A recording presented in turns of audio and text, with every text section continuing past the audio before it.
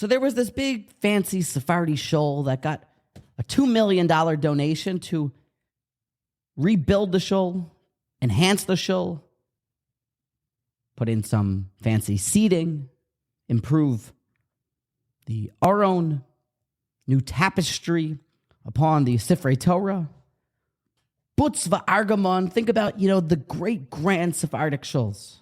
Shasia kadas ve'ein ones, above and beyond a beautiful shul. And the gentleman who donated the money was the one overseeing the project. And it came to that gentleman's attention that while they were remaking the shul, that maybe that he should send the Sefer Torah to also go through a check to make sure that it is taka, it is really kosher, no mistakes. Sure enough, they called in the sofer. This is an incredible story that Reb Meilech just told. And sure enough, the sofer looks through it line by line and finds a plethora and bevy of mistakes. Reishes are too straight, lamids not with the right curve, not with the right saritut, there isn't the right engraving in the Torah. The Sefer Torah is puzzle. The sofer gives a quote to the gentleman for what it would cost to go line by line and fix the Torah. It takes many, many hours. He said this is around a $5,000 project for the amount of work and the amount of time. To which, in a very strange and odd turn of events, the gentleman was unwilling to hear of such a number. And even with the $2 million set to remake the shul, the gentleman, for whatever reason, when it came to the most important cause, the actual Torah, which the whole structure around it is really there to give honor to the Torah itself, when it was actually possible, the gentleman wasn't willing to pay the $5,000 to allocate the funds there. Not really sure what to do. Kind of over time tells the gentleman, what can you afford? What are you willing to pay to do this project? And the guy says, I'll give, $500 for trying to make the Torah right. So the sofer takes time to think about it. He says, I'll get back to you. And he discusses it with a friend. He asks his friend, who's also a fellow sofer, what should we do about this? Because how can I let there be a Torah that people are reading from it that it isn't even kosher? They're not fulfilling their obligations, and it's in my control to fix. And yes, I need to pay my bills, but how can I let this go? Maybe I should do it for $500. And Kanei L'cha Chaver, this man had a great friend. The friend told him, what? We got to do this. We got to make the right call here. This is what God wants us to do. I'll help you out. We'll go through it together. We'll take the $500. Probably can buy no more than a schnitzel sandwich in Lakewood with it. But we'll share it and we'll do because it's what God wants from us. Sure enough, they make the necessary fixes. They inaugurate the shul. Things are going swimmingly.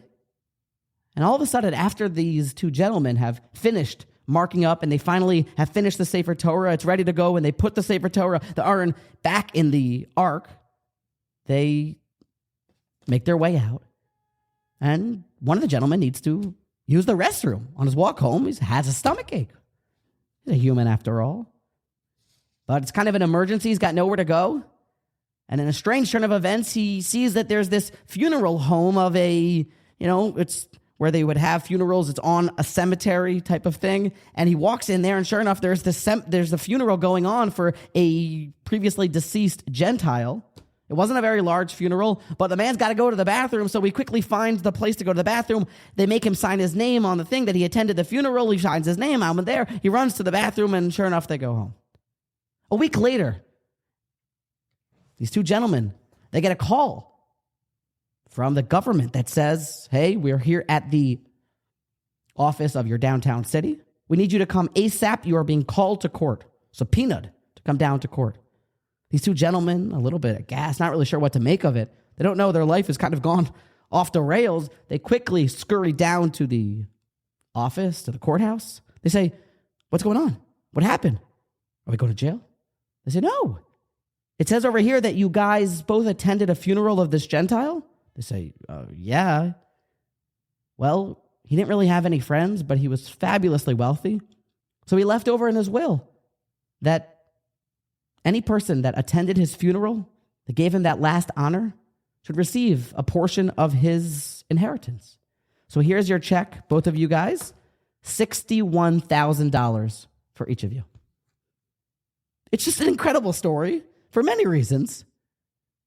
But I think it brings home that we believe as Jews that people that make the right decision get rewarded and people that make the wrong decision get punished. That's the Ramban, Sof Parshas Bo. Im ya'aseh mitzvah, yasichenu, you're going to get paid for it. Ve'im lav, you do the opposite. God forbid the opposite.